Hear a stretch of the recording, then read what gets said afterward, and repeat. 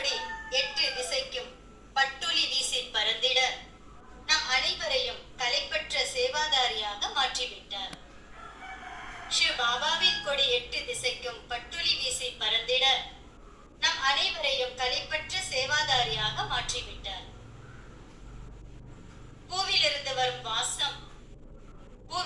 வரும் வாசம் உலகம் முழுவதும் என்று சிவ பாபாவின் நினைவு என்ற நறுமணம் மனம் வீசுகின்றது. பூவிலிருந்து வரும் வாசம் உலகம் முழுவதும் என்று சிவ பாபாவின் நினைவு நறுமணமாக மாறி மனம் வீசுகின்றது. கடலுக்கு அலைகள்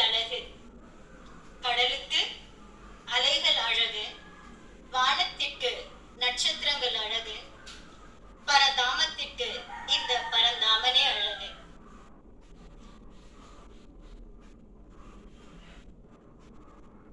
மதுபன்கே சிவ பாபாவின் கீதைதான் அழகு. ஆனால் சிவ பாபாவிற்கே குழந்தைகளாகிய நாம் தான் அழகு. அழகிற்கே அழகு இந்த அழகேசன் தான். கொந்தளித்து வரும் சுனாமியும்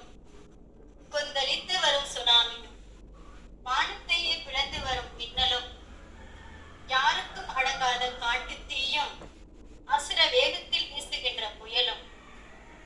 கொந்தளித்து வரும் சுனாமியும் வானத்தையே பிளந்து வரும் மின்னலும், யாருக்கும் அடங்காத காட்டு தீயும், அசுர வேகத்தில் வீசுகின்ற புயலும் சிவ பாபாவின் சக்திசாலியான திருஷ்டிக்கு முன்பு தலை வணங்கும். சிவ பாபாவின் சக்திசாலியான திருஷ்டிக்கு முன்பு தலை வணங்கும். எனவே நாமும் சிவ பாபாவின் சாக்கார முரளி மற்றும் அவ்யக்த முரளிகளை படித்து பாப் சமான் ஆவோம்.